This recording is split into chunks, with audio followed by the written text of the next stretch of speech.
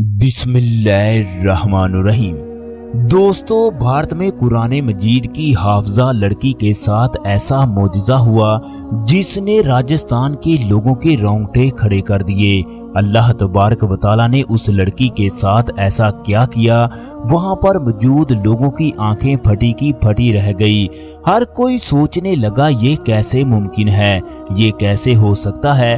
हाफिज़े कुरान लड़की की टांगों पर मरने के बाद सांप किस वजह से आकर बैठ गया, ये तमाम तफसीलात आज की इस वीडियो में बताई जाएगी। लिहाजा तमाम दोस्तों से गुजारिश है वीडियो को एंड तक लाजमी देखें। अगर वीडियो पसंद आए तो लाइक और शेयर कीजिएगा। इसके साथ साथ चैनल को सब्सक्राइब करना मत भूलिएगा।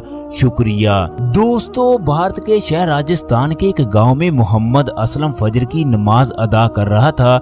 उससे बाहर किसी के रोने की आवाजें आने लगी। उसने रोने की आवाजों पर कोई तवज्जो ना दी। इसके बाद वो कुरान मजीद की तिलावत करने लगा। फिर आवाज तेज से तेज होती गई। मजबूरन उसने कुरान मजीद को बंद किया। जब वो बाहर निकलकर कब्रिस्तान में आया तो उसके सामने एक बुजुर्ग कब्र पर बैठकर दाढ़े मारकर रो रहा था। मोहम्मद असलम ने उसके कंधे पर हाथ रखा और उसे हौसला दिया।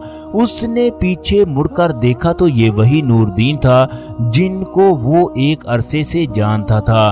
उनकी हालत को देखकर मोहम्मद असलम के रोंगटे खड़े हो गए।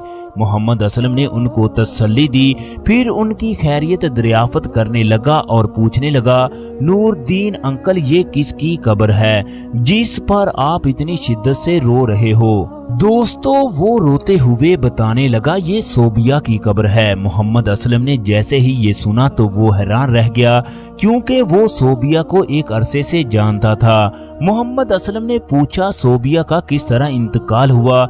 उसकी उम्र तो महज 18 साल थी।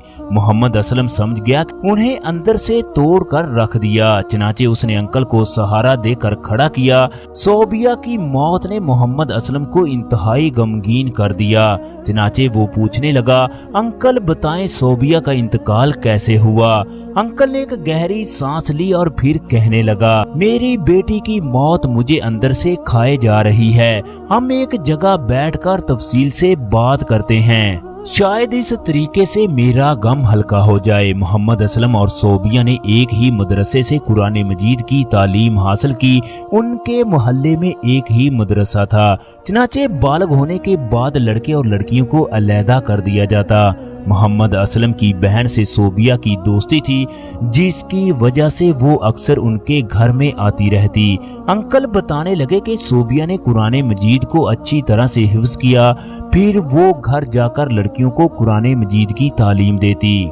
हमारे घर के हालात इस कदर बुरे थे कि हमें कई दिन तक फाके करने पड़ते। फिर सोबिया लोगों के घरों में जाकर उनके बच्चों को कुरान मजीद की तालीम देने लगी।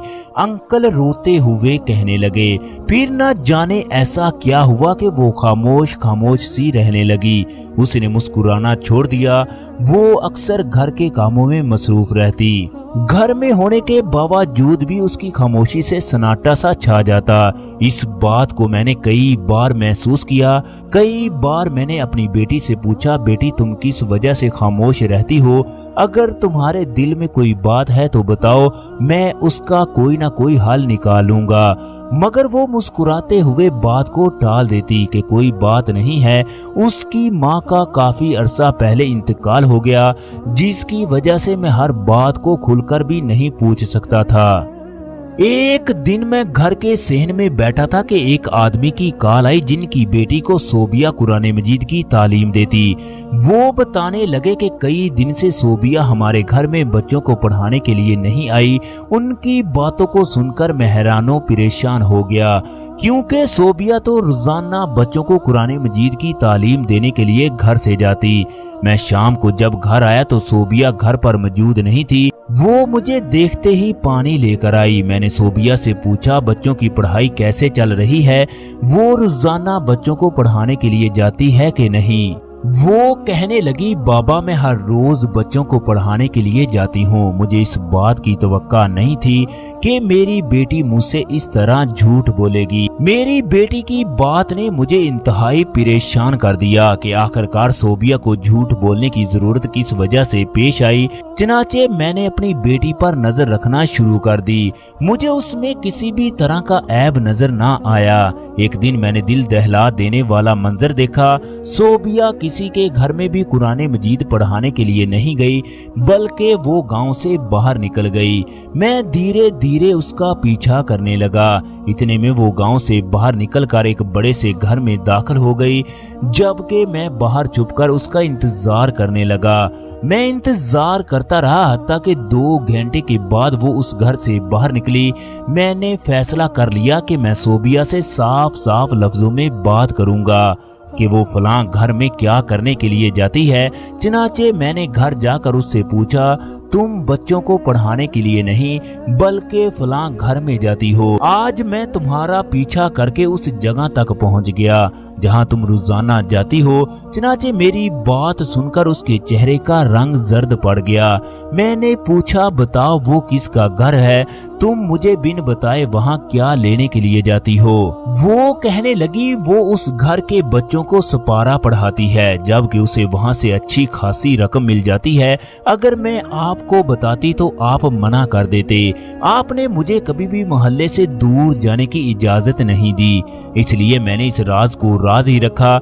इस दिन के बाद मैं सोबिया पर ज्यादा रोक टोक नहीं करता, बल्कि मैंने आंखें बंद करके अपनी बेटी की हर बात पर एतबार किया।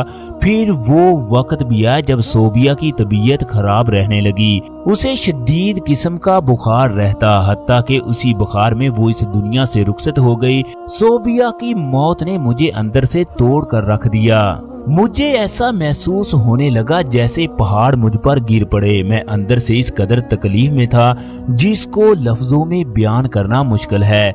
जैसे ही ये खबर मोहल्ले में फैली तो मोहल्ले की तमाम औरतें इकट्ठी हो गई। फिर गुस्ल देने वाली औरत गुस्ल देने के लिए आगे बढ़ी तो वो चीखती हुई उस हुजरे से बाहर आ गई। वो मेरे आगे हाथ जोड़कर वापस चली गई। इसके बाद कुछ औरतें गुस्ल देने के लिए आगे बढ़ी तो वो भी चीखती हुई बाहर आ गई। वो कांपते हुए कहने लगी कि सोबिया की टांगों पर एक बहुत बड़ा सांप बैठा है। मोहल्ले के लोग मेरी बेटी के बारे में तरह तरह की बातें करने लगे, हत्ता कि तमाम लोग मेरी बेटी को वैसे ही छोड़कर चले गए।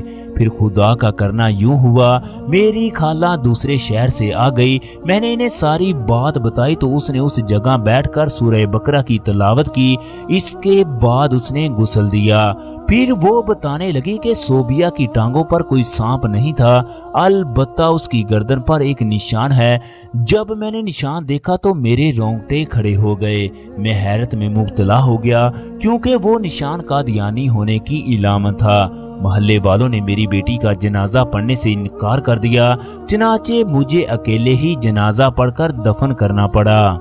फिर मैंने एक पुलिस वाले की मदद से उस घर वालों पर FIR कटवाई। उन लोगों को गिरफ्तार कर लिया गया। जब तफ्तीश की गई तो पता चला कि वो लोग कादियानी हैं। उन लोगों ने सोबिया को अपने मजहब में शामिल करने के लिए उसकी इज्जत से खेला। वो एक शरीफ लड़की थी, लिहाजा वो उनके आगे ब्लैकमेल होती रही। वो अपने बाप की इज्जत के लिए ये सब कुछ सहती रही। उन लोगों ने मजबूर करके उसे अपने मजहब में शामिल कर लिया।